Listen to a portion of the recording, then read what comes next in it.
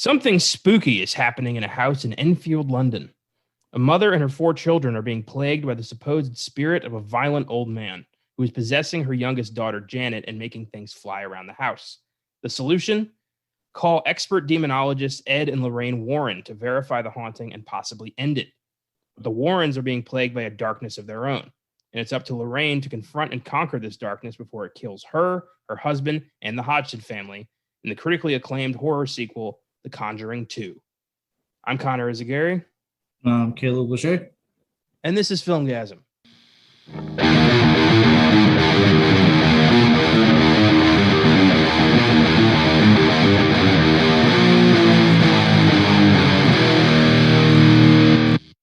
Happy Wednesday, and welcome to the 139th episode of the Filmgazm podcast, the flagship show of Filmgazm Productions that explores horror and genre films of all shapes and sizes.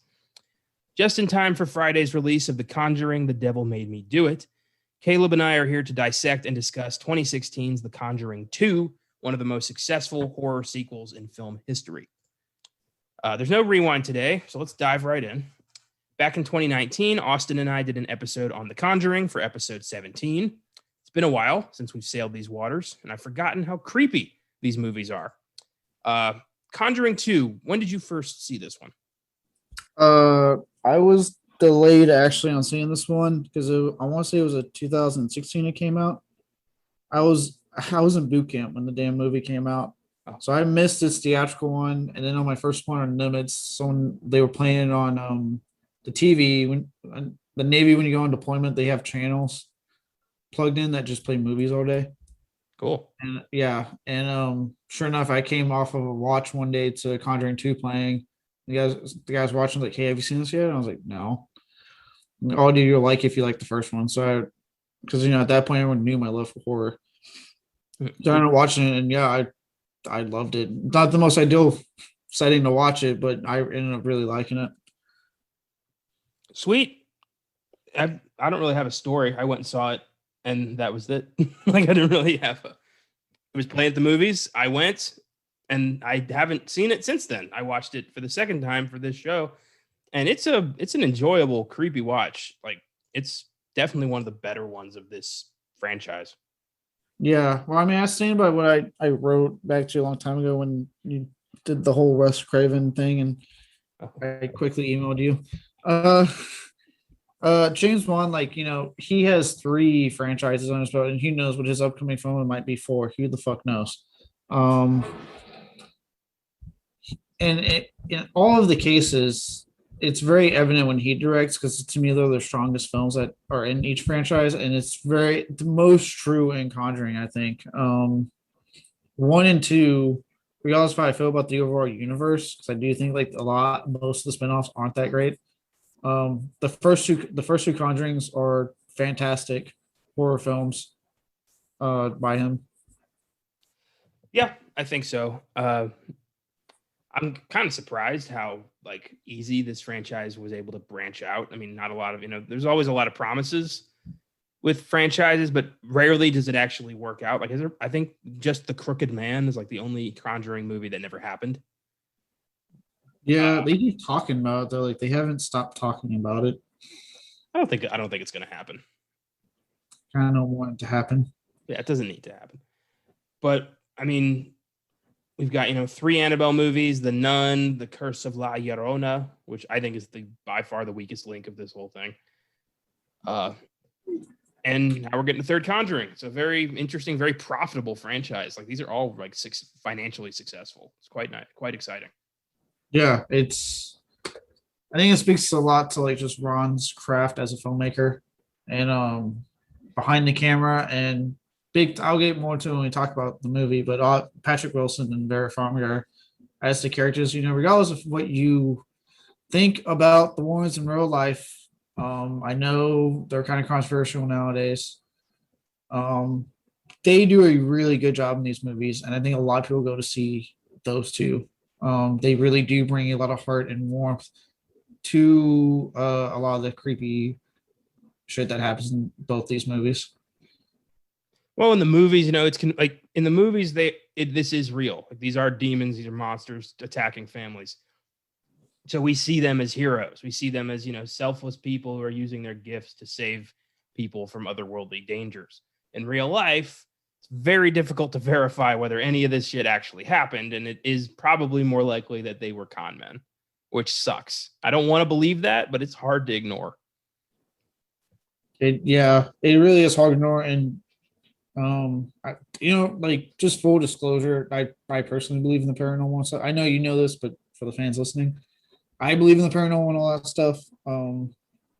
And I, as a kid growing up, did think they were doing it for the right reasons and blah, blah, blah. And as I've gotten older and really look into it, shortly after like the first one came out, made me wonder then, like, were they doing it for the right reasons, or in real life, were they just con artists trying to make money? I don't know. They didn't seem to make a lot of it. I mean, they weren't exactly, living large. They lived comfortably for what, 70 standards? Yeah, that's true. I don't know. I used to believe pretty firmly in the paranormal. I've leaned a little bit more out of it in recent years. There's some things I question, but overall, I really do need like evidence now. It's hard to take things on faith at where I am in my life right now. So I don't know.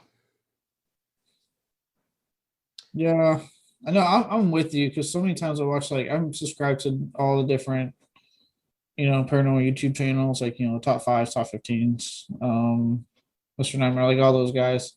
And they'll do, those videos like evidence and blah, blah. And sometimes I'm watching it and I'm like, that doesn't tell me, you can fake that. But then, like, every so often I watch one, I'm like, no, that one is creepy. That one might be legit. Like, there's the occasional one that sneaks through, but just, not all the time, though. There's just one video I watched about this guy who was having weird paranormal experiences in his sleep. So he set up a camera, and this like doll came to life at night, and was like, he got pictures of it like walking around his apartment and like standing on his chest and shit. And that one was very hard to kind of just explain away. Like, I had, I think about that one from time to time. Like, if he did fake that, how in the hell did he fake that? Yeah. No, yeah, there's definitely some that are like, I don't think he faked that, because it comes off like very realistic. Well, and he turned down like multiple magazine offers to do like interviews and articles. Like, he turned down a lot of money because he was afraid that this thing would like go into, overdrive if he paid more attention to it. So he gave up like millions to try to shut this down. So that to me shows that this might have been real. Yeah. I think also I'm coming from a place like the house I grew up in had some really weird, unexplained shit happen growing up. My parents started renovating it. And since we've moved out, the last update I got on that place was apparently it can't maintain an owner anymore. People just keep moving in and out of it. So that's also where I'm coming from, is that there was some weird shit that happened. And the house I grew up in as a kid, I know my sister saw some like strange stuff happen that she won't admit to. Well, I guess, yeah, it is different. It's different if you've lived through some shit. I totally understand that. And the stories you've told me are fucking haunting. So I get that. Yeah. No disrespect to anyone who's actually experienced something. I just personally haven't experienced enough. Like, anything I would consider to be like real. Yeah. Well, and I honestly understand people don't believe, because like I said, like, you watch a lot of like for example, it seems like everyone in America loves it but me. But fucking like the ghost adventure type shows and ghost hunters, like, how does that prove anything? Like, half the time they're like, did you see that as the camera shaking in a found footage like fashion? And I'm like, no, because you can't keep a camera still, and it's not even a found footage movie, you assholes. Keep your fucking camera still. Or like my favorite, did you hear that? No, I'm not there with you. I'm watching on my TV with a soundbar that I'm currently having turned down so I don't wake my neighbors up. So no, I didn't hear what the fuck you just heard. You're not alone. I hate that shit too. It's annoying, and it's mostly just watching idiots scream at one another, and in like a night vision setting. There's never anything, like, we never get anything out of that. I have tried so hard, because I know there's a huge following behind these shows, and a lot of these guys go to conventions, right? And I have tried constantly every so often, like, you know what? I'll try. I'll give it a chance this time. And I do, and I just go, nope, still not. Nope, nope. I am a sucker. I know I say that, but I am in that group of people that's a sucker for those shows like Paranormal Witness and stuff. When it's like the talking head one, when someone's sitting in a chair, much like I am now, and they're recounting their experience and they get the traumatic reenactment of it. I am a sucker for that one, but I get story essentially, Yeah. in a reenactment that is usually pretty good for TV. That's good. I think really I just, I need to experience it for myself to really understand it. And honestly, I'm afraid to try to make that jump. I'm not going to go buy a Ouija board and tempt fate. I'm not doing that shit. Like, I'm of the mindset, like, I don't think it's going to happen, but I won't say, I'm not going to say Candyman in the mirror 5 times. Yeah. No, oh, dude, you're talking to a guy like, if I ever get married and have kids, right? My kid talks about an imaginary friend, comes home with a Ouija board, wants to be like, I'm going to go play a swing train out with my friends. I don't have a child anymore. Okay. I don't have a child. I don't have a house. Something's not lasting. So I'm not inviting that evil shit into my life. I heard a funny joke. There was this guy walks into his kid's bedroom. The kid's on top of the bed and says, "Daddy, there's a monster under my bed." Dad looks under the bed. There's a kid under the bed. Kid goes, "Dad, there's a monster on top of my bed." And he's like, "Will you two just go to bed? I fucking hate having twins."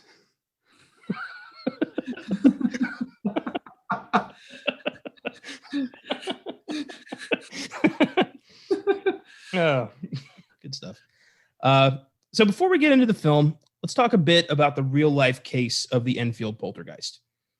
It's an allegedly true story that occurred in London in 1977. I found an article from the website History versus Hollywood that does a direct comparison between the events in the film and what happened to the Hodgson family in real life. And the film really does embellish on almost everything. The Warrens' involvement particularly was pretty minimal compared to the film.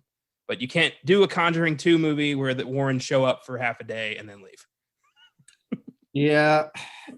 Look, I know as we discussed the real life case here, when horror films do the whole based on, inspired by, loosely made based off of one sentence article in this obscure newspaper type movie, yeah, that what I'm seeing is going to be heavily embellished. But it is almost like a minor negative for this film, the amount of embellishment. Because at least the first one, they picked a case that they were actually involved in. And they did actually, they were heavily involved in that one. But this one, they just were like, Enfield, let's get them international and get them involved in something that they literally were there for like a day, not invited, and were told to leave. There's a lot of embellishment in this one just to get the Warrens involved in like an international case for the movie. And the movie, paints them as the heroes who stopped the demon that was hurting this family. In reality, probably some kids bullshitting that got way out of hand, and a lot of paranormal investigators wanted to make a buck off this. Yeah. Yeah. So let's go through this article. When did the Enfield haunting begin? Peggy Hodgson, the mother of 4, says that the haunting of her home in Enfield, London began on the evening of August 30th, 1977. It was on that night that her daughter Janet told her that her brother's beds were wobbling. The next evening, Mrs. Hodgson heard a loud noise from upstairs. She entered her children's bedroom and saw a chest of drawers moving. She tried to stop the heavy oak chest as it moved toward the door, including that an invisible force was trying to trap them in the room. And we see this happen in the film. This is a pretty big moment. That happened to me in real life. You bet your ass I'm moving out of that city. I'm never going back to London again. I'm getting as far away as possible. But 4 kids and you're on welfare. It's hard to just pick up and leave. It's very hard to move. Yeah. Yeah. I'd hate to be in that situation where I have no choice but to stay in the haunted house. Yeah, because I would even exhaust options like my car or something before I think haunted house. I'm staying in it. It's crazy how the ghost never goes for the kill.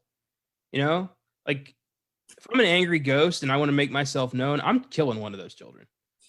Like day one. Like I'm dropping that chest on them in their sleep. Jesus. I'm just saying, like, if I'm a haunting, I want to be scary. I want to make myself known. Gonna be hard to ignore that one. That never happens in movies, in real life. Like ghosts never kill anybody. Well, yeah, because think about it. Ghost kills someone. It's like the Shyamalan effect. It peaks early. It's not scary after that because it's killed someone. That's yeah, but then like even in like towards the end of the movie, like rarely do ghosts actually get like kill somebody. Demons kill people all the time, but ghosts rarely, in my experience. Ghosts are just angry. They just want to annoy people. Demons actually want to kill people. That's different. Well, even in this movie, the villain is a demon and it doesn't kill anybody. Well, that's because they had to set it up for the really shitty spinoff. But the spinoff was a prequel. Whatever. All right. Anyway, I didn't like it. Well, let's just know that. Janet Hodgson recalled in a Poltergeist documentary later on, quote, "It started in a back bedroom. The chest of drawers moved and you could hear shuffling. Thinking that it was Janet and her siblings making the noise, she said that her mother told them to go to sleep. Quote, we told her what was going on and she came to see it for herself. She saw the chest of drawers moving. When she tried to push it back, she couldn't." Okay, so we confirmed that the chest moving actually happened. Yes. Did they hear a strange knocking coming from the walls? Yes, they did. The knocking would fade in and out as it ran down the wall, supposedly frightening the family so much they all slept in the same room with the light on. So they were hearing a knocking coming from the walls. That happened. Did dozens of crosses turn upside down? No. No. It's a cool scene for the movie, but yeah, it is cool. So crosses did not turn upside down on the walls. Traditionally, the upside down cross is a symbol of evil. St. Peter was crucified upside down because he felt he was not worthy to be crucified the same way as Jesus Christ. So the inverted cross has become kind of like the antithesis of Jesus. Mm-hmm. You see it in movies all the time. Did the mother, Peggy, go to the neighbor's house for help? Yes. She went next door to her neighbors, Vic and Peggy Nottingham, who offered to go into the home to investigate. Vic went in, heard the knocking on the walls, began to feel a little freaked out himself. Did Janet Hodgson? I'll say that and the cops investigating and leaving also happened. The cops did. Yeah, that's what this is noted as the most, to have the most evidence of any haunting in history. Like there's so much evidence, so much collaborative evidence. The cops, that's a big giveaway. Like the cops would be willing to kind of put their careers on the line to support this. Mm-hmm. That's pretty telling. Yeah. So hierarchically, it was like how the movie went down. Essentially, like they were called, they went in to investigate. Some weird shit happened while they were in there, and they said, "All right, no, we're not the ones to help with this. We'll get you in contact with those who can." Reminds me of that scene in the Casper movie when Ray runs out of the house like the Ghostbuster, and he's like, "Who are you gonna call?" Someone else, and takes off. Oh, what a bunch of cops said, "Deuce, this is out of our jurisdiction." Yeah. Can you imagine being a Bobby that night investigating a disturbance at a house and you just see a fucking chair fly across the room, turn and fly back into the kitchen? Like you were not prepared for that. This is not in your, normal 9 to 5. This is new. I have a picture in my head of like a cup with coffee in his hand and a donut. So he's like so stereotypical right now. Just like, all right, what's going on? And as he's doing that, the chair just flies. And he's just standing there, open mouth, just what the fuck? Nope. Nope. I am not ready. I am done with my coffee or my donut. I am leaving. If I was the ghost, just to be petty, I'd slap the donut out of his hand. He could have the coffee, but I'd slap the donut. Cops start shooting at the ghost. In America, yeah, that's exactly how that would go down. So So did Janet Hodgson really levitate? This is a big one. There's pictures of Janet Hodgson supposedly levitating. And personally, I call bullshit on these photographs. Like, she is clearly jumping. I was like, it's the old school fucking before we had cameras on our phone and you could take actual like photos rapidly. Yeah. If you just do it rapid enough on those cameras, you can make it look like you're levitating. Well, and if you put all these like on the site, they have all of these photographs together, and she clearly is leaping out of her bed. Like, it is so obvious. Yeah. On the cameras, you change the I think it's the f-stop. Yeah, the f-stop. And if you change it to just the right one and you hit the button, it'll start taking pictures rapidly. And then it freezes them. The fourth photo in the set is the most famous, is the one that has her like in the middle of the room. But if you look at the first photograph, the origin point is her standing in her bed, and then it goes up slightly, then over again, and then to the middle of the room, as if, she were jumping. It's like, the fact that anyone sees this as levitation is really amazing to me. Yeah. If you know a thing or two about cameras, you know that you can fake that. So it's questionable. She says the levitation was scary because you didn't know where you were going to land. Janet, I don't know about that. You didn't know? Well, I would assume, Janet, you're landing on the floor of your house. Like, you're not landing in a pit of lava or a fucking pool of knives. Like, sometimes when I hop, I don't know where the earth's gonna be when I land. I just don't know. It sounds like some shit Forrest Gump would say. Right? Like, it's a ghost. It ain't taking you outside the house, Janet. All right. I'm trying to sound like Ryan Gosling in The Nice Guys with Janet. You really have to cuss? Yes, I do, Janet. It's very cathartic, Janet. Oh, okay. Did demonologist Ed and Lorraine Warren really investigate the Enfield poltergeist case? Kind of. Yes, they were there. No, they were not there long. So the film is billed as based on the true case files of the Warrens, which I guess if, Ed started a case file, it is a case for them. Sure. So they briefly investigated the Enfield poltergeist in the summer of 1978 and were just two of many paranormal investigators to pop into that neighborhood looking for a story. And not just a story, looking for an opportunity to make themselves known. This is a very famous case. Yes, and they were also the least wanted one, too, I should point out. The Brits did not want them. They were, it's a stiff upper lip society. They did not want attention. They wanted, a solution, according to Peggy.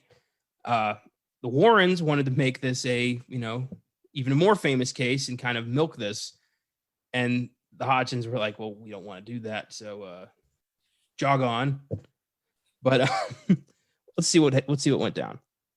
Most articles about the Enfield poltergeist case don't even mention the Warrens, leading one to conclude that their role in the case was significantly dramatized for The Conjuring 2. In fact, Guy Lyon Playfair, one of the original paranormal investigators and the most British name I have ever heard, says the last podcast, guys, when they did this haunting, they made so much fun of his name. And Guy Lyon Playfair the Fourth Esquire. Like, it's ridiculous. It sounds like it's ripped right out of Downton Abbey. Well, he said that he came forward before the movie was going to come out and said that the Warrens had showed up, quote, uninvited, and only stayed for a day. He also said that Ed Warren told him he could make him a lot of money off of the case. Now, this could be just a situation of another paranormal investigator besmirching the Warrens' name to try to make himself look better. That could be the case here. I mean, no one else really. I don't think there's. Does anyone corroborate that with Mr. Playfair? Not that I know of. The only thing that's fact that I know from looking into the actual case is that the Warrens just showed up. They weren't invited to this one. And yeah, they only there a day, got the hint from everyone involved and left. As far as like what he said to Playfair, that's just what he's saying. That's what Playfair's saying. There's no other corroboration, no other. Nothing else to back that up. Yeah.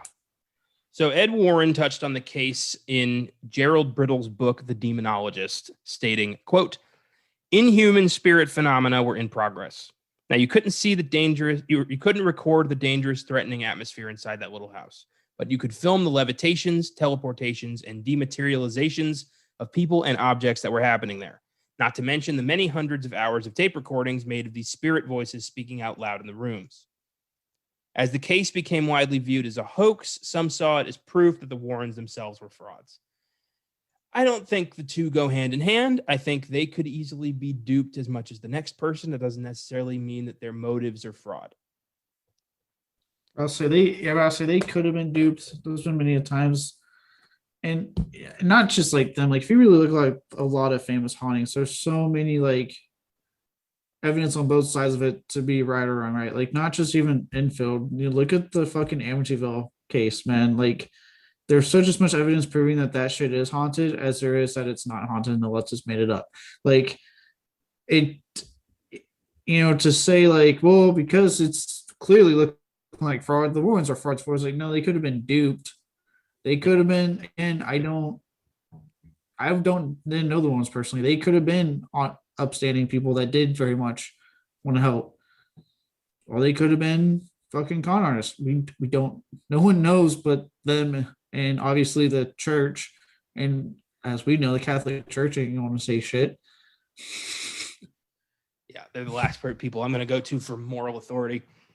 Yeah. So, no, just say like based off this case alone, no, that's doing what we do best in America, it seems, and pulling your fucking own conclusion out of something that doesn't actually exist. My issue with Amityville is that everyone goes straight to, when asked why would the Lutzes make it up, everyone would go straight to money. Like they did it to profit off their story. But they didn't. Like by giving up, by losing the Amityville house, they lost so much money and equity. They lost their credit score went to the fucking floor. They lost everything. So how is that motivation? The money thing, I don't think it's true at all in any of these cases. Because look, if you like you said, they look at any like modern day documentaries on that when they feature some like the Lutz kids, they're not making money. Like they are not rich. They lost everything when they left that house only. So no, there's no way in hell they did it for money. They're not executive producers on Amityville 19. They're not. They don't make anything from that. So yeah, I don't know. Next question. Was Janet Hodgson really possessed by a dead man named Bill Wilkins? Well, that really depends on who you talk to. So the film was to some degree inspired by audio tapes of the real Janet Hodgson speaking in a creepy voice, claiming to be possessed by Bill Wilkins, a man who died in the living room of that house several years prior. Quote, just before I died, I went blind, said the voice, and then I had a hemorrhage and I fell asleep and I died in the chair in the corner downstairs. An interview with Janet Hodgson at the time suggests that the idea of talking in a possessed voice may have been encouraged and planted in Janet's mind by paranormal investigator Maurice Grosse, who we see in the film as a firm believer and kind of the first guy on the scene. When asked when the voices started, Janet said that one night Maurice Grosse told them, all we need now is the voices to talk. Almost immediately following this suggestion, they did. That's pretty telling. Yeah. No, I'm just thinking like, yeah, that's really telling that. I mean, to the movie's credit, they do kind of briefly touch on her faking it before, obviously they go full in with their ending, but they make it to where like she's doing the voice, but when they're not looking at her and stuff like that. Yeah. So they kind of play into it, but not really in the movie. Yeah, that's tough to, I can only talk to the spirits when you're not looking. That's some,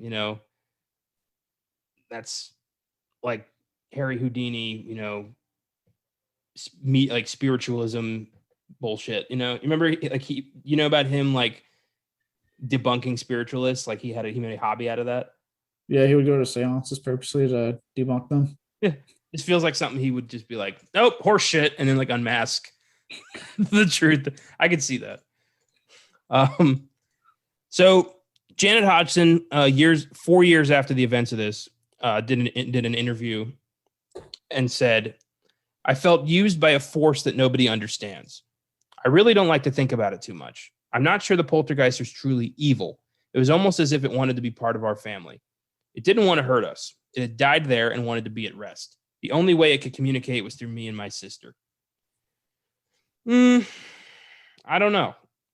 Kids like to fuck around. And when kids get trapped in a lie, most of the time what they do is they dig deeper. They double down. Yep. And when you are, being interviewed by BBC and being told, like, what did the voices say? You're not going to, you're too scared to admit the truth and you're going to keep going. I get it. Yeah, I get it. It's just, I don't know. It's an interesting haunting, a very interesting case, because there's a lot of shit that doesn't add up with that one. Next question. Did the man who allegedly possessed Janet die in the downstairs living room years earlier? Yes.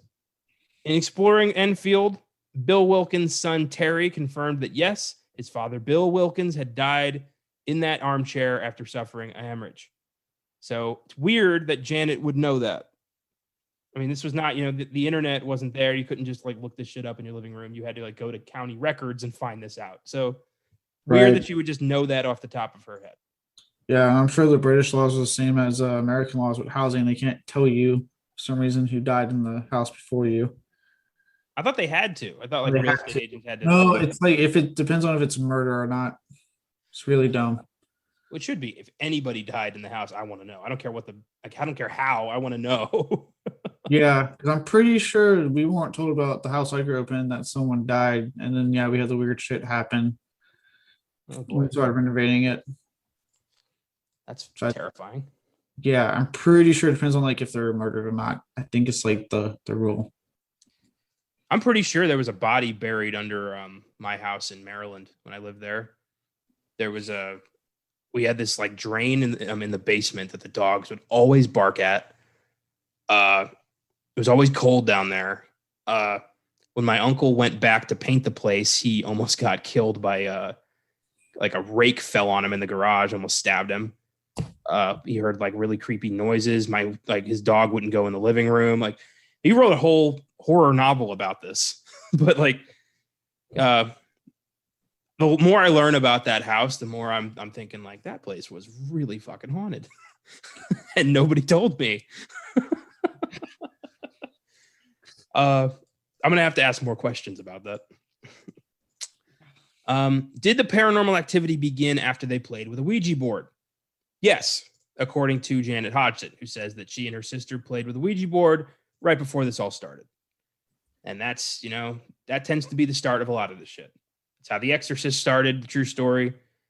Don't play with a Ouija board is really, I think, the message we can take away from all of this. Yeah, stop buying it. Stop making it a game. It is weird that you can like start a horrific haunting, summon ghosts from something you can get at Target for $25. Weird to me. Something made by Hasbro. God, I'm telling you, anyone ever brings one to my house, I'm chunking it out my fucking window. I nearly bought a used one at a flea market. I was close. She wouldn't take it was 20. I offered 10. She wouldn't take it. She wouldn't haggle. So I said no. But if she'd haggled, I might have picked up a used Ouija board and had that around. And who knows what shit I could have stirred up. Or me destroying it in the hopes that it dies forever. Did furniture really move? Perhaps the most credible claim of furniture moving in the home involved the policewoman, WPC Carolyn Heaps, who signed an affidavit to the effect that she had witnessed an armchair levitate approximately half an inch and move close to 4 feet across the floor. In all, there were more than 30 witnesses to similar strange incidents in the house. They'd witnessed objects flying around, cold spots, physical assaults, water appearing on the floor, graffiti, and perhaps most incredibly, spontaneous combustion.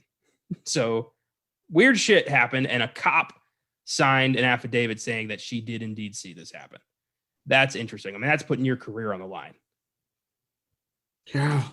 Unless like the Brits just do that all the time.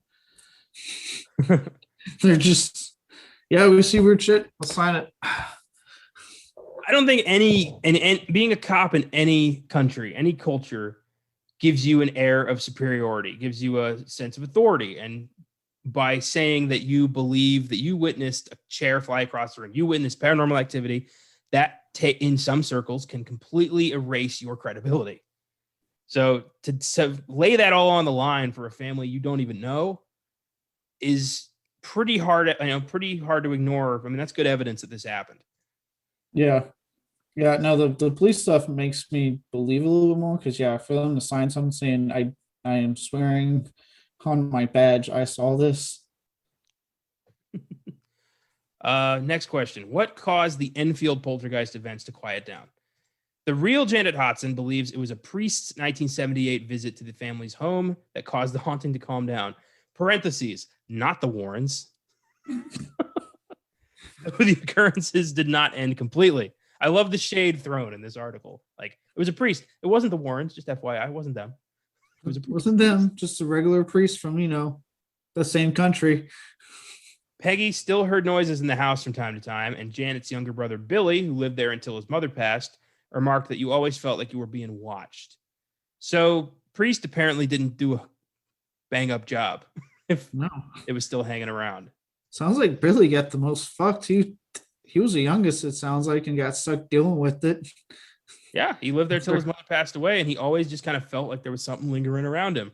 That's terrifying. That's worse than, fucking demon flying out of the wall to me. The idea that the shoe could always drop at any moment, that's worse, in my opinion. Yeah, dude, Billy's a better person than me, because if I was like still like, had to move back in with my parents or my mom until the day she passed in a house that's like that haunted, I'd be like, I'm sorry, but I'm not doing it. It's like, love you, mom, but you're coming to me. I'm putting you in a home. I ain't going to that fucking house.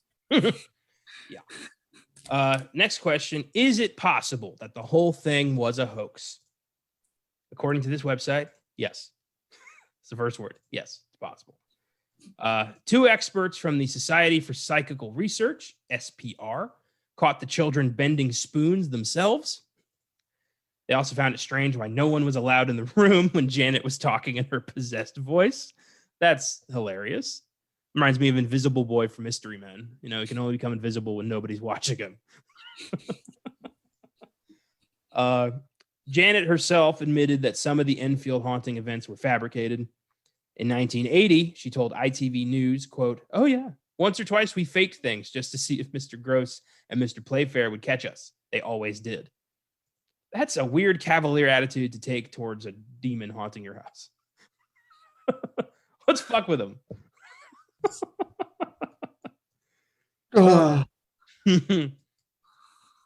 During a interview with Margaret and Janet Hodgson that aired as part of a TV special in 1980, Janet was asked how it feels to be haunted by a poltergeist. "It's not haunted," Janet replied, smiling. Her sister smiles in astonishment as if Janet just gave up a secret, whispers, "Shut up," through muted giggles. That's on TV. That was filmed. Janet later said that she didn't feel the poltergeist was evil, meaning that the house wasn't necessarily haunted. I love that they're interviewing the kids, and the guy's like, "So how's it feel being haunted?" And she's like, "It's not haunted. What are you talking about?" And the other one's like, Shut up. We're doing a thing here." It's like Tom Holland. Yeah. Anything MCU asked. Oh my God. Are you in the new Spider-Man? Yes. Shut up. This is interesting. Like the Enfield poltergeist story, a slew of similar accounts emerged in the years following the 1973 release of The Exorcist. Once people saw that movie, suddenly people started looking over their shoulder a bit more, and everyone started thinking their house was haunted too, or their little girl was possessed. Some argue the film gave birth to a culture of paranormal hoaxes carried out by those seeking money and fame. Others believe that the film allowed impressionable minds to become easily influenced by its demonic plot. Yeah, I think there's something to that. I think if you are really susceptible to, paranormal shit, if horror movies really, really, really get under your skin, it's going to be hard to shake that. And you are going to start to see parallels in your own family. And I get that. I don't think you should take it to the news, but I do think that it can happen. Yeah. I wonder if with this particular one, if a lot of what happened was real. Because again, you have cops saying they did for sure see shit that creeped them the hell out. Yeah. And if there was just also a lot of it that was exaggerated or fabricated by the daughters to keep it going. Because the another key thing that we briefly mentioned is that their mom was dirt poor. Like, this was a poor ass family. Yes. And I'm sure when this was happening, they were getting some kind of money, something, that was boosting them there for a little bit. And many of the daughters, and it actually last podcast guys mentioned it, it's established that their dad's not around. He slept around and left. Yeah. And by having these two, if you notice, male paranormal investigators around the house, they had kind of like a male figure. And if you have to wonder if some of this shit was exaggerated by the goals, especially to, keep certain things that they were actually kind of enjoying in the house as long as possible. So you think this might have the two girls might have fabricated this thing to get a male role model to stick around? Possibly. It's something that the last podcast guys mentioned, because it is, like I said, their dad was not in the picture and their mom's, was working her ass off to keep a roof over their head. They also could have maybe, seen this as a way to make some money for the family. Well, I don't know. I don't think we'll ever really get a definitive answer here. No, they'll just do another interview on TV and apparently giggle, and then another one's going to say, shut up. Yeah, that's to me is straight up evidence. Like that. You remember Balloon Boy? Remember that? It's kind of ringing a bell.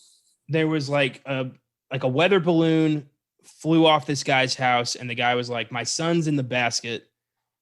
And it was like on the news for like a day and a half, and then the balloon crashed, and the boy was actually in the attic of the house the whole time.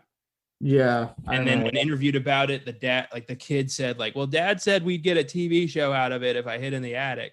And dad's like, oh, little whippersnapper. That's hilarious. And it turns out he faked the whole thing to get a reality show. Oh my God. Yeah. It's ridiculous, but it reminds me a bit of that. So what happened to the Hodgson family after the paranormal activity stopped? When the press attention faded, the family faced various challenges. Janet married young after leaving home at 16 years old. Her younger brother, Johnny, died of cancer at 14. Oh, boy.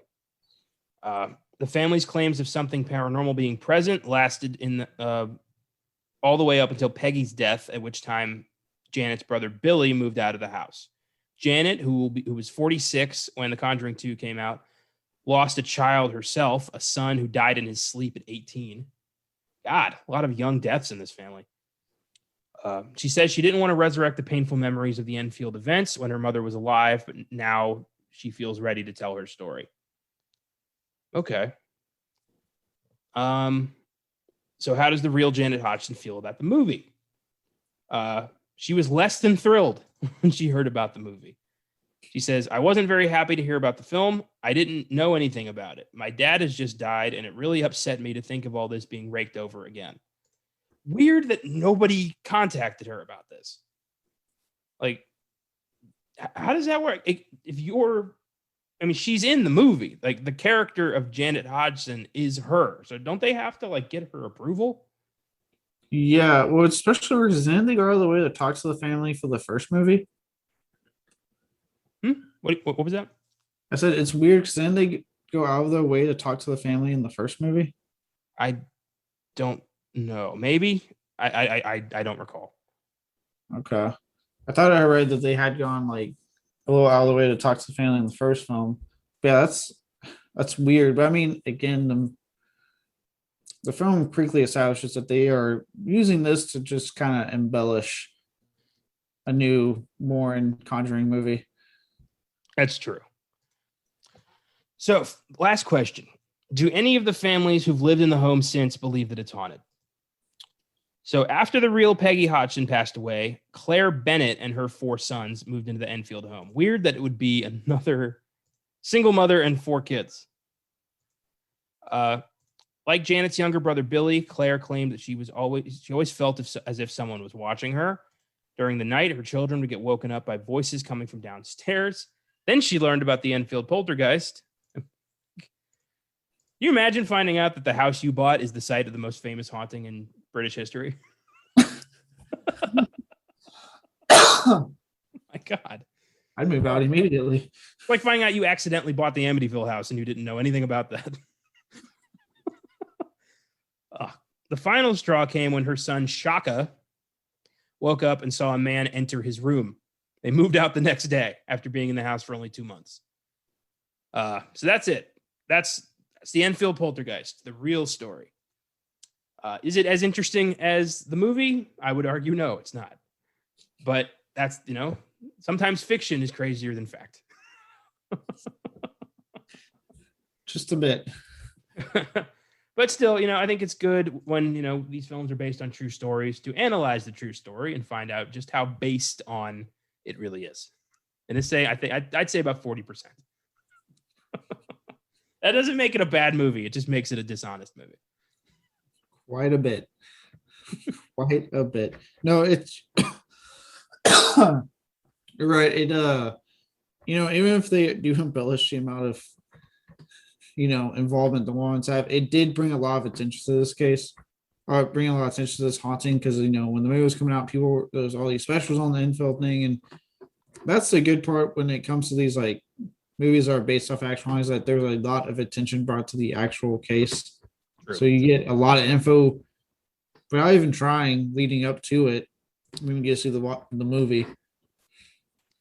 That's true, but I think also, when you shine a spotlight on these things, people start noticing the cracks. And like we just went through Enfield, like I think I'm pretty sure they made all this shit up.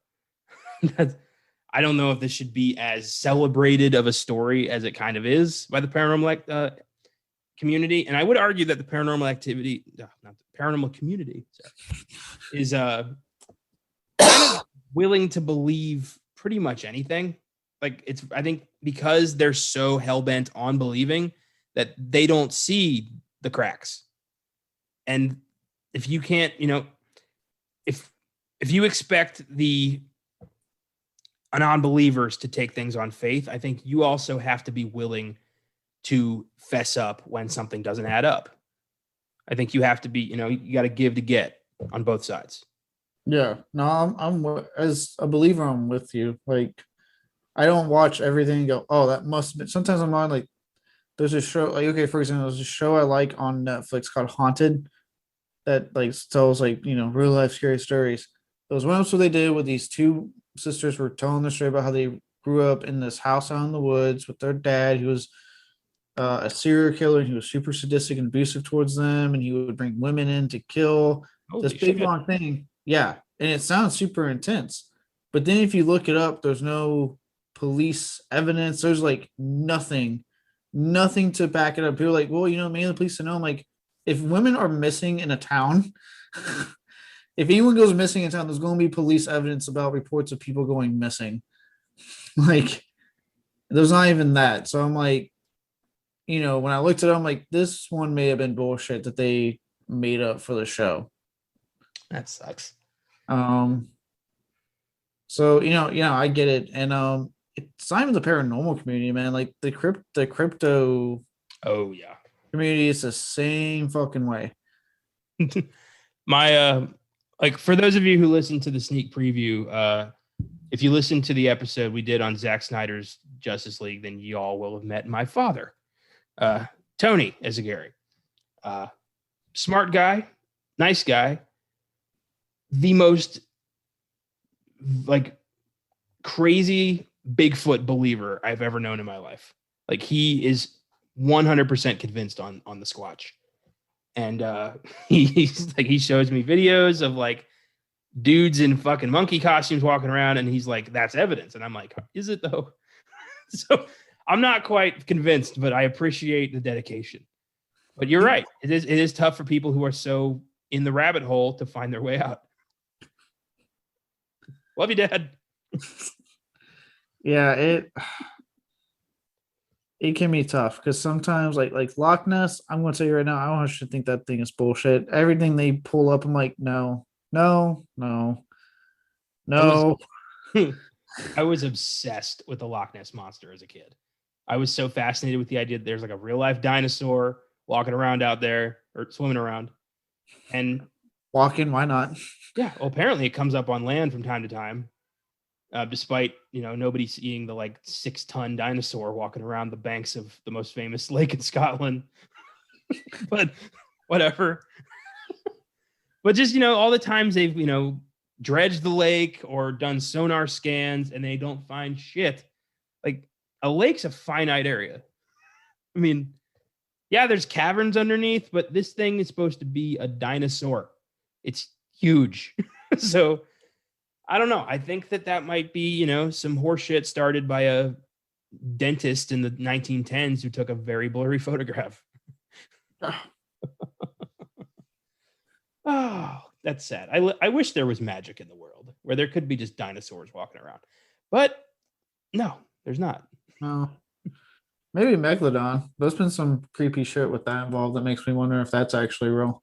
Oh, the ocean, like there could be fucking Lovecraftian gods down there. I don't know.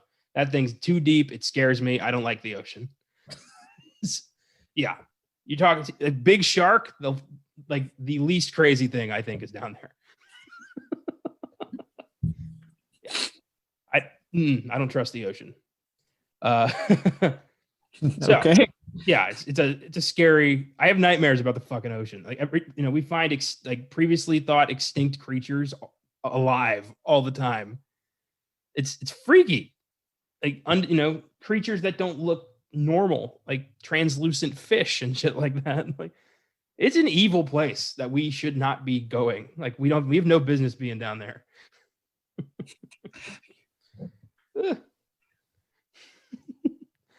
Anyway. All right. Enfield haunting. I'm gonna say no. Yeah. The only thing that's has me on the fence is the cop statements and the new family moving in and moving out. But it sounds like with that family, a lot of that was made up. That's what it sounds like. Yeah. I mean, maybe, it could have been a hoax that turned into something real, or something real started and then it didn't keep going and they had to make it up as they went along. I don't know. Maybe it's not entirely a hoax, but I do think it's mostly a hoax. I think it's mostly a hoax. Yeah. I'm excited to do this exact thing on the sneak preview for Conjuring 3. This is fun.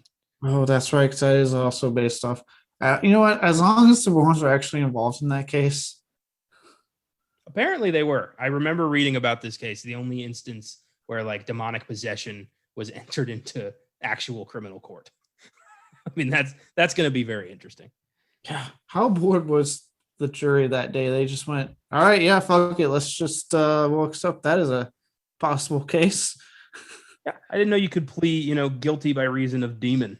That's pretty awesome. I wonder how many other people have tried that shit. It wasn't me. It was the devil.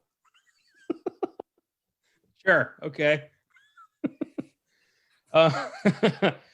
So, The Conjuring 2 is, of course, the first sequel to 2013's The Conjuring. And in the Conjuring universe chronology, it follows 2014's Annabelle and is followed by 2017's Annabelle Creation. I've seen them all. The first two Conjurings, easily the best, followed by, I think, Annabelle Creation. Yeah, I agree with you. Yeah.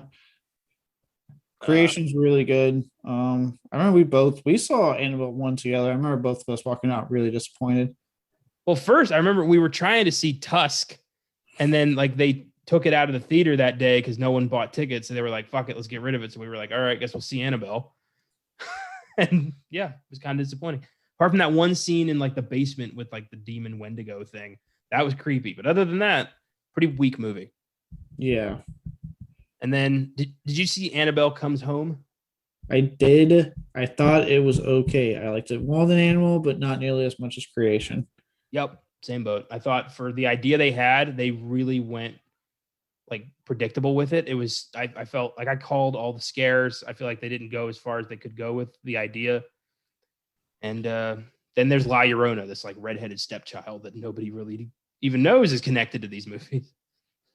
Yeah, that one's so weird to me. And I think one of my biggest issues with that movie is they you want to talk about like so everyone calls the whole whitewashing in Hollywood nowadays. I'm like, no one calls out La Llorona. The fact that that's a movie that's very steeped in Mexican folklore and transplants all of its shit over into Los Angeles to a white family. Okay, I'm just going to go on and play the social justice warrior on this one.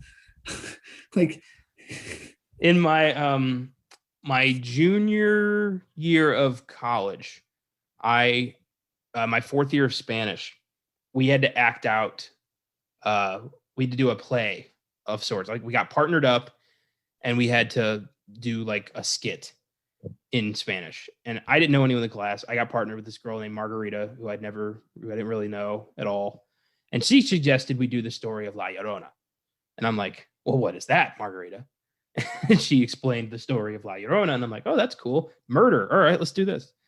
And we acted out La Llorona, and I had to be like the guy who like cheats on the girl and then she kills herself and her children.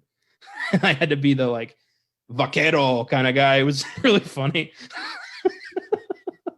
I just do not have that personality at all. It was I couldn't like memorize it. I had note cards in my palm, and I'm just like, it was great. I more things in the movie. It's just like, and it's funny because like I remember when they cast Linda Cardellini for that movie. I'm a big fan of hers, and I was like, oh, cool, Linda Cardellini, she's awesome. And yeah, I remember watching it. I really like that whole opening that explains La Llorona. And then it's like, all right, now let's go to Los Angeles. Let's get out of the because I'm like, and it bugs me. And everyone's like, well, Los Angeles has a huge, Hispanic population. I'm like, yeah, but would you rather your very specifically Mexican folklore tale take place in Mexico or Los Angeles? You tell me which one, because there is a fucking right and wrong answer to this. Well, I do get putting it in America in a Hispanic neighborhood because this is Hollywood, and if things don't happen in America, they don't happen. However, making it about a white family, that's fucked up. Yeah, at least like Paranormal Activity, the marked ones, it stayed like Hispanic. Yeah, but this is traditionally a Mexican folktale. Let it happen to a Mexican family, like not the white social worker. I mean, that's just that's fucking. It happens to the right social worker, and then you go down a very predictable fucking plot, followed by an obligatory scene to make it tie into the fucking Conjuring because they couldn't decide if they wanted it to or not. And yeah, I'm not. It's honestly like right behind a certain other film I know that you like, but I fucking despise for me that we'll talk about soon. Oh yeah. Can't talk about the Conjuring universe without bringing up The Nun, which is the direct spinoff of The Conjuring 2. So we will be bringing that up towards the end of the show. So The Conjuring 2 is directed by James Wan, who directed the first film, as well as Saw, Insidious, Dead Silence, Furious 7, Aquaman, and the upcoming Malignant. He's one of the most successful names in horror these days and has effectively started 3 of the most financially successful horror franchises in history. He's kind of the go-to guy these days for like reliable, badass horror films. Yeah, and I should point out all 3 franchises that are still ongoing. Yeah. Spiral had a new one come out this year. We're looking at the 3rd Conjuring this year. There's a confirmed 5th Insidious coming out. Like, none of these are dead yet. Nope. And we know nothing about Malignant, which just increases the mystere for me. I'm really excited for that because I don't know what it is.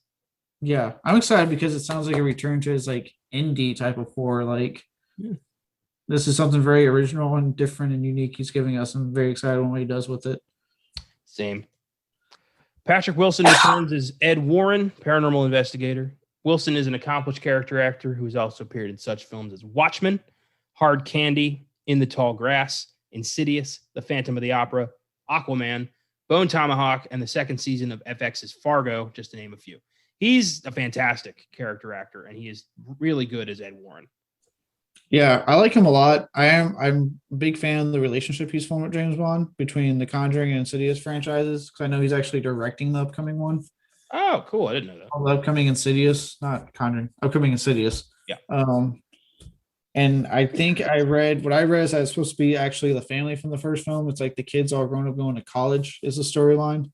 Oh. So I like that he's doing that. He does. Yeah, he's consistently good. Like he's one of those actors that never gives a half-hearted performance in what he does, and he's awesome in the Conjuring movies. I love him a lot in these two movies. He was my favorite part of Aquaman. I thought he killed it as Ocean Master. I thought he was really good. Yeah, reliable, really cool guy.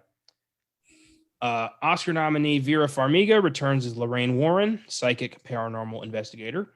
Farmiga was nominated for her performance in 2009's Up in the Air and has appeared in such films as Orphan, The Departed, The Frontrunner, Captive State, The Judge, The Boy in the Striped Pajamas, and Godzilla King of the Monsters.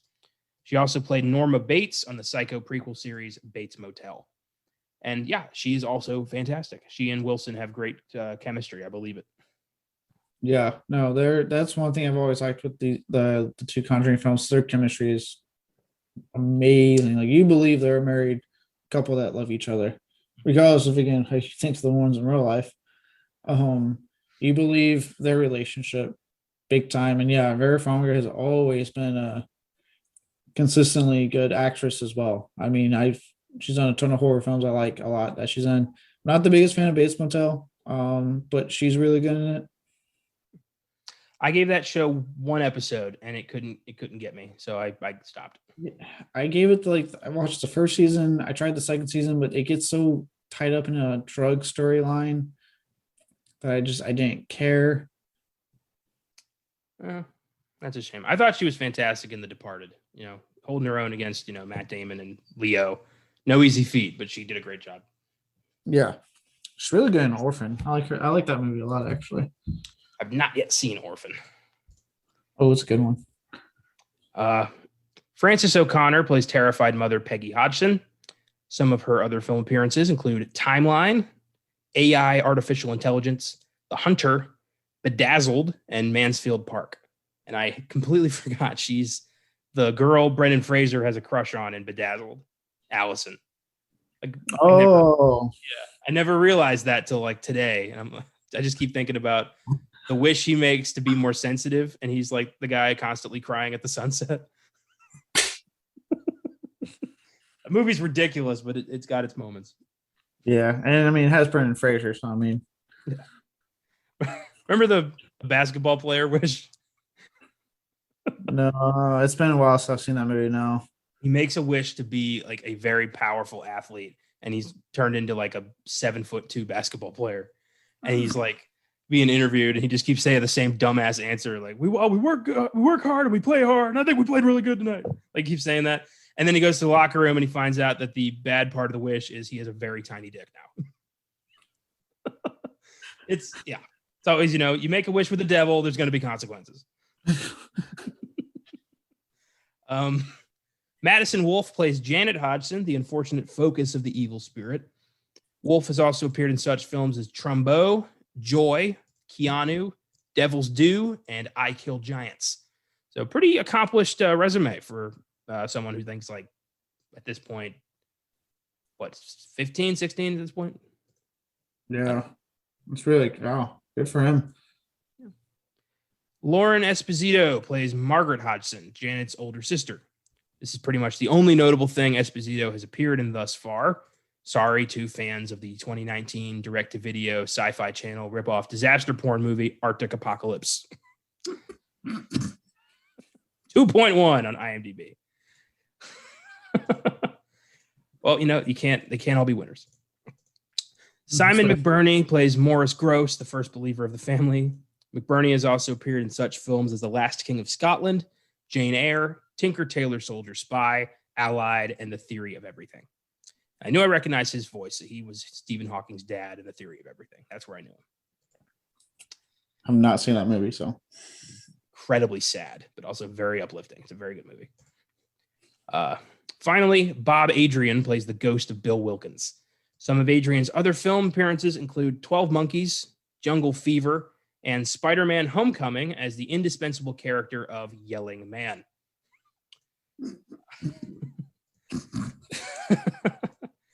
The Conjuring 2 has an IMDb score of 7.3, Rotten Tomatoes score of 80%. It grossed $320 million on a budget of only $40 million. Fantastic. It had one direct spinoff in 2018's The Nun and has a direct sequel coming out on Friday. So, The Conjuring Dos. Let's dig into this. So, first off, this movie had me hooked pretty much immediately by starting with the fucking Amityville Horror. Yeah. Considering they won't give us a movie with the Warrens investigating the Amityville house for some reason, like they're just very adverse to doing that. I like that we at least got that opening with it. Yeah. And it was a really cool opening that sets up like the events going forward for the Warrens at least. Well, I just love the, panning back, any horror fan's going to recognize those windows. And that was exciting. Like, oh shit, we're in Amityville. And then her saying like, this is as close to hell as I ever want to get. That is creepy. Love it.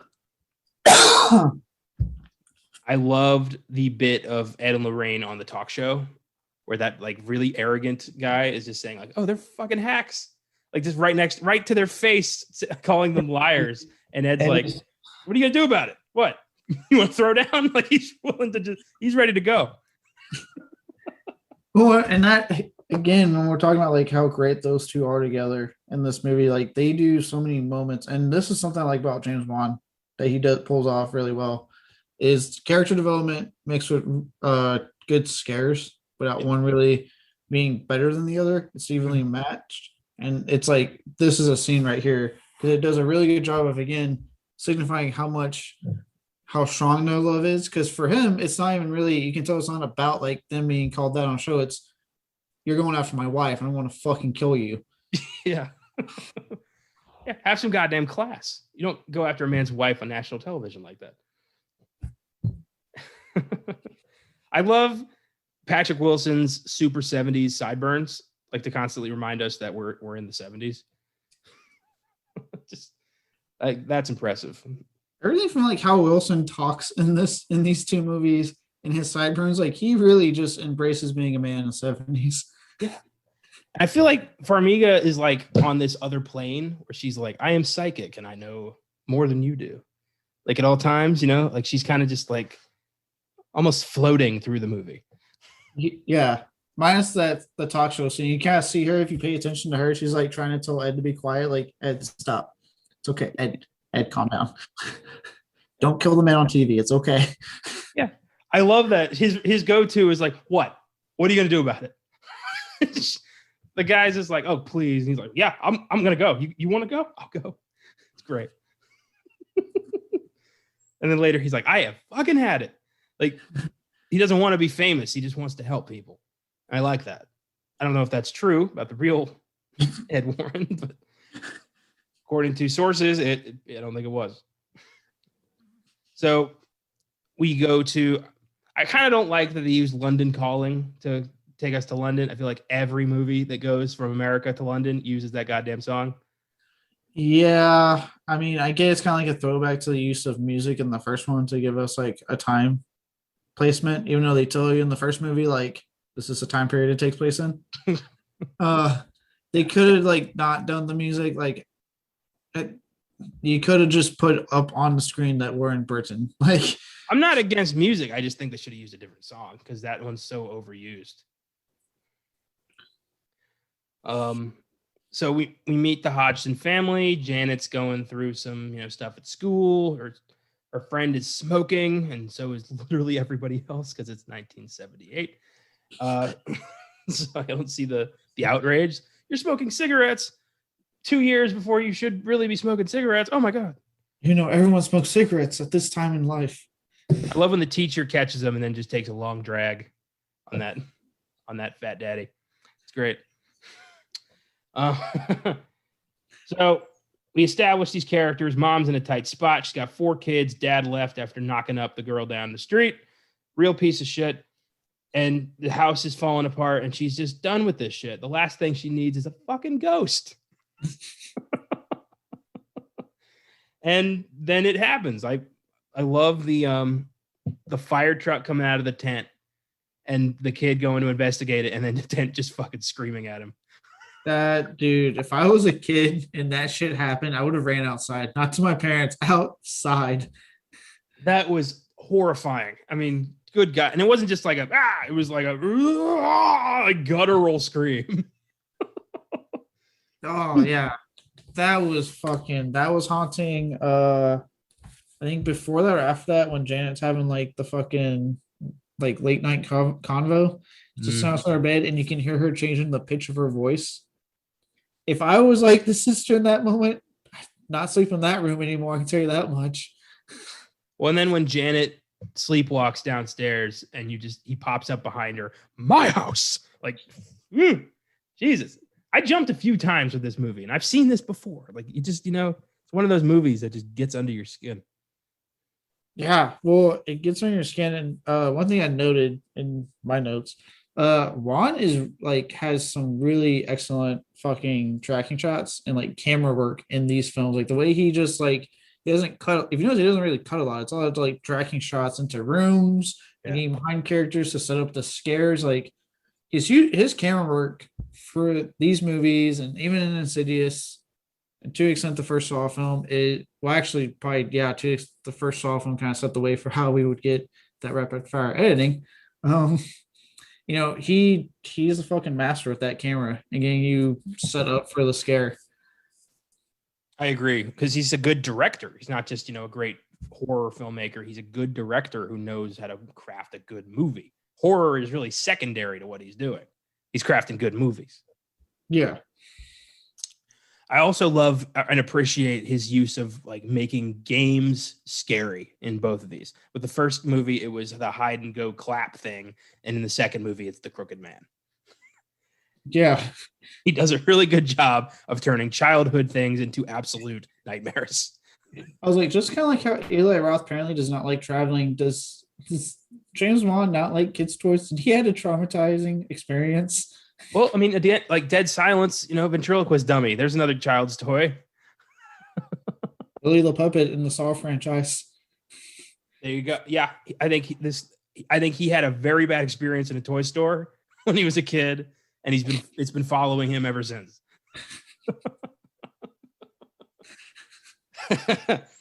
I love when when Janet wakes up and Margaret's like, "The fuck you doing? I'm trying to sleep." And then the bed starts shaking.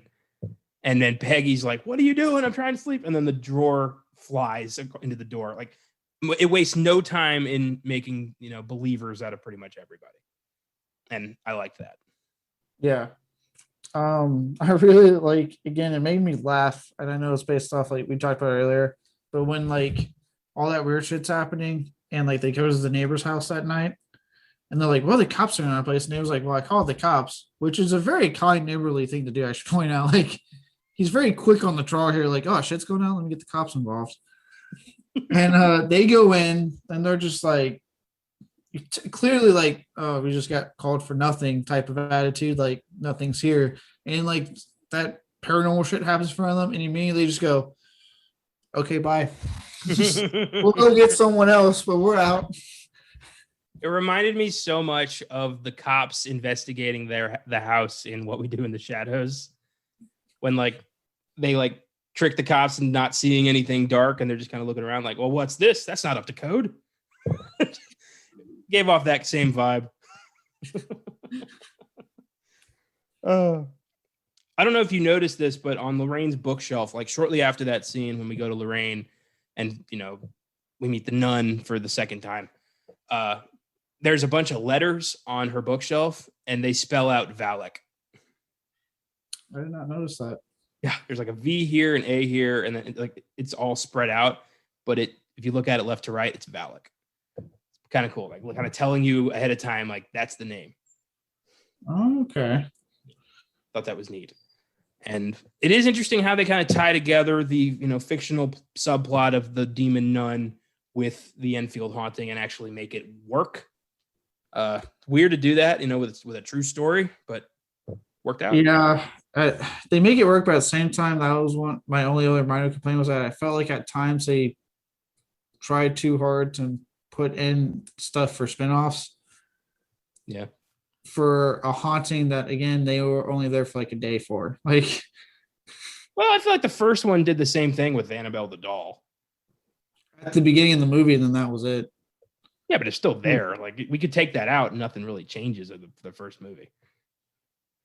Yeah. But again, that was only at the beginning. This one was like integral to the plot line. I wonder what part 3 is going to have on the side. Anything like the Crooked Man, shit we're not going to see. Which that was a creepy scene with the dog at the neighbor's house. Oh, fuck. When it turns into the Crooked Man. Oh, my God. I did not expect that. I guess I blocked that part out the first time I saw this because that completely caught me by surprise. Yeah, I have a cat, but I looked at my cat like, I swear to God, you do some shit like this to me, you're not staying here anymore. Well, I love that the Crooked Man is not a CGI creation. It's a dude. Let me find his name. He's a very tall, lanky guy who makes a living out of playing very tall, lanky, freaky creatures. And I loved him as the Crooked Man. Javier Botet, that's his name. He has also played the hobo in It. Mama in the movie Mama, the Big Toe Corpse in Scary Stories to Tell in the Dark, Slender Man in the Slender Man movie. Hey, I'm sure that the character is still pretty creepy. I've seen the movie. It's not, but go on. The dude is 6'7". God, I thought he was. For some reason, I thought he may have been in that one you were telling me about on Shudder. Was it anything for Jackson or whatever? Oh, that Trick or Treat. Yeah. No, he wasn't in that. No. Okay.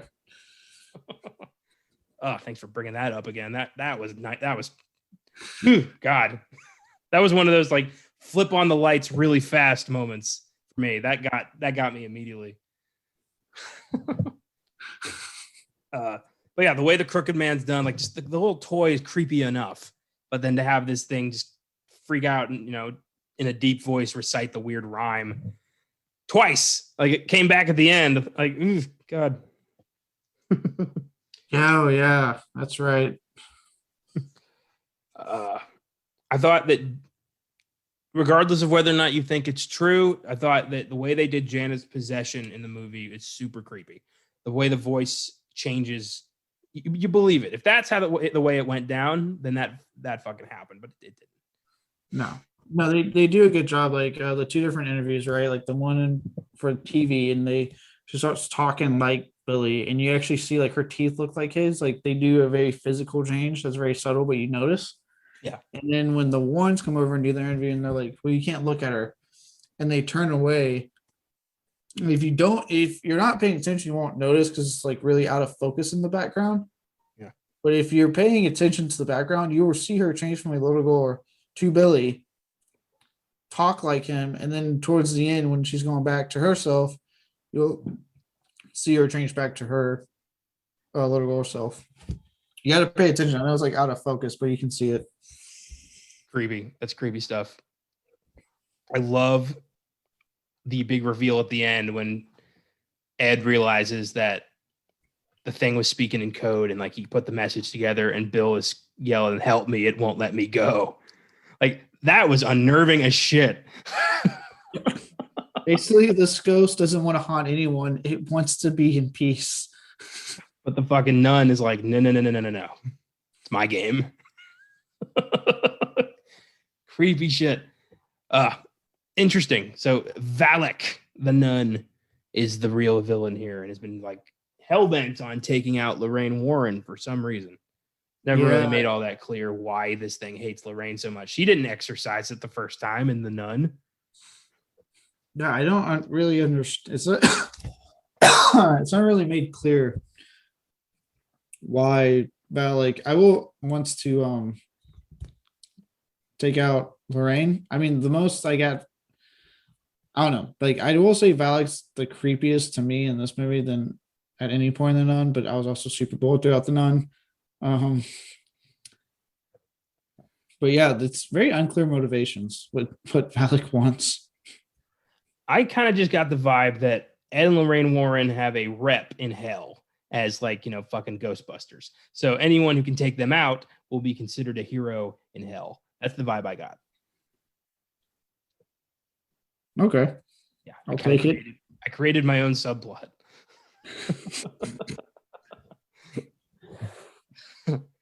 Right.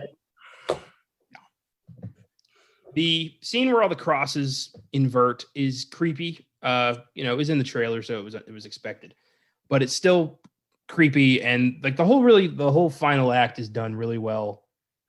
It's kind of, similar to a lot of other ghost movie final acts when, it's in the house and it won't let anybody else in the house and it's blowing up furniture and shit. But James Wan kind of takes these like tired old tropes, and I don't know what he does to them to make them feel rejuvenated, but he did it with both of these films, and I don't know how. Well, I think with him, and I think the big thing is because of that balance of scares and character development, he does such a good job making you care about the characters you're watching that when you get to those scenes, you're in. Because a lesser horror film would not have you, if you don't care about those characters, when you watch a scene that you've seen in 1,000 hour horror movies, you're just gonna be bored, like, oh, okay, whatever. But if you care enough, because I mean, think about like, you had the little scene on the talk show we talked about, and then another like really sweet kind of quiet moment for the film was when Ed plays that Elvis song, and then he's clearly looking out of the rain and singing it for her, and it's a really sweet moment between those two. So then again, when you get to that end extravaganza, right, you're in, you're locked, you're feeling it, and you're in that scene as much as the characters are. That's a good point. That makes sense. I'll buy it. Any other scenes you'd like to highlight from Conjuring 2? I don't think so. I actually think we covered a lot of it. Oh, I did think that fucking scene when they find Janet in like the crawl space, or the fuck that space was, that fucking creeps me out because she is in a weird position that's just not fun to look at. Yeah, that felt inspired by The Exorcist, possibly. Yeah, contortion is weird. It's always weird. Well, here are some Filmgazm facts about The Conjuring 2. Number 1, a theater about to have a showing of The Conjuring 2 had a poster that said, quote, "Warning, the film you are about to see is psychologically and emotionally disturbing. People who have attended early screenings of the film have complained about many unusual circumstances that they have experienced after seeing the film." And to support the theory, added on the poster was, quote, "Due to our concern for your well-being, we have invited Father Perez to be here. He will be available after the film to provide spiritual support and or conduct a personal blessing should you feel the need. Please do not hesitate to seek help. Ask a representative where you can sign up for a session with our priest." So some theater went full-blown Hitchcock, like, this is the scariest thing to ever walk this earth. Please seek help afterwards. That's awesome. Well, when I was Googling, like, I Googled a movie to get to IMDb and Wikipedia and whatever I need. First thing that came up is The Conjuring 2 a dangerous movie? And I clicked that because I'm like, what does that mean? And it said that, yes, a lot of people have experienced weird phenomena after watching this film. And I'm like, well, I just watched it, and no. That's horseshit. This movie's been in my collection for years. Nothing's ever gone down. And I can tell you right, it's been 4 hours since I watched it. Nothing's happened. On a whole day for me.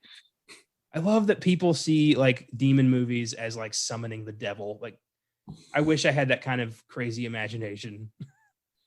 But no. Number 2, James Wan was offered a, quote, life-altering amount of money to direct The Fate of the Furious. However, he turned it down to direct The Conjuring 2 instead. quote, "I feel rejuvenated to tell a scary story one more time," he wrote on Instagram. So he turned down buco bucks to do Conjuring 2. That's pretty cool. He didn't want to deal with Vin Diesel and his family anymore. You would rather make a movie with the devil than Vin Diesel again. I get it. I feel like a lot of people think similar things. I love that. They loved him so much. Like, dude, do you want to come back and do the next one? He's like, no, I'm gonna go do Conjuring 2. Fuck you. Yeah, I can picture him like and Patrick Wilson having lunch, just talking about like, yeah, you won't believe how crazy of an asshole he is. Like just talking about it. Oh boy. Number 3, some have claimed that the real Janet Hodgson is a gifted ventriloquist or has the power to manipulate voices, and she admitted to faking some events. She revealed that around 2% of the haunting was phony during an interview with The Telegraph. And we talked a bit about that at the beginning, but 2% of any haunting being fake invalidates the whole fucking thing. I don't think that's a crazy chance to take. 98% of it's true, but it was like 2%. We kind of like fibbed a little bit. I can picture that. Like, yeah, we made a mistake, and turns out it's all fake. Sorry. So 2018's The Nun follows the origins of the film's villain, the demon Valak. It stars Vera Farmiga's younger sister, Taissa Farmiga, and Oscar nominee Demian Bashir as a nun and a priest investigating this. Honestly, I haven't seen it in 3 years now. It didn't really make much of an impact. I thought it was good at the time. I have not wanted to go back. I thought it was weird that they're going to cast Vera Farmiga's younger sister and not have her be somehow related to Lorraine Warren. It took me 2 or 3 separate tries to watch the movie because I fell asleep on it the first time I saw it. And then I know it 3 because I fell asleep the second time I put it on. I was like, oh my God. So I finally watched it one day the whole way through and I just went, this movie shit. I did not like The Nun. I thought it was boring as fuck. Most of the best scares were in the trailer. And the story does nothing to really validate why this fucking thing's going after the Warrens. Well, what the whole like having the blood of Christ in like a secret bottle. You didn't think that was interesting? No. Yeah, that was kind of weird to just introduce like blood of Christ being like a kill-all to the nun and then having the fucking thing pop up in the Conjuring 2 like it never even happened. Yeah, and that was, I think, for me when I was like, okay, maybe we don't need spin-off films. Maybe just keep making Conjuring films because so far it's the only good thing you're making. Possibly. Well, The Nun will come up on this show eventually. I plan to do all the Conjuring films in some capacity, so we'll get to that. I give The Conjuring 2 an 8. It's just as creepy and intriguing as the first film. Features great character development and a lot of memorable monsters. No, agreed. I give it an 8. Juan continues to show why he's such a force in the genre. He gives great character development, great scares, never sacrificing one for the other, and just makes it generally engaging horror films. Straight up. I agree. Good stuff. Thanks for listening, everyone. Next week, we go back to Josh for another horror cult classic. A summer camp is hit by a series of increasingly grisly and violent murders after timid, shy Angela Baker arrives at the camp. Find out who or what is causing these murders in the 1983 cult classic Sleepaway Camp. I've not yet seen it, and I'm looking forward to giving it a chance. Sleepaway Camp, how is it? Josh actually also showed me the movie. I'm a big fan. I think it's really good. It gave us horror icon Felissa Rose, who she's still active in the genre. She's in the 4th Hatchet movie. And it's good, twist aside, because I know that's like the main thing people latch onto with this movie. Twist aside, has a lot of really cool, inventive kills, weird, zany, just only the 80s could give us type of characters. It's a lot of fun. I like it. Sweet. I can't wait. Don't miss Rear Window on Oscar Sunday. And of course, The Conjuring, The Devil Made Me Do It on Monday's sneak preview. Until then, don't challenge any demon nuns to a name game and keep watching movies.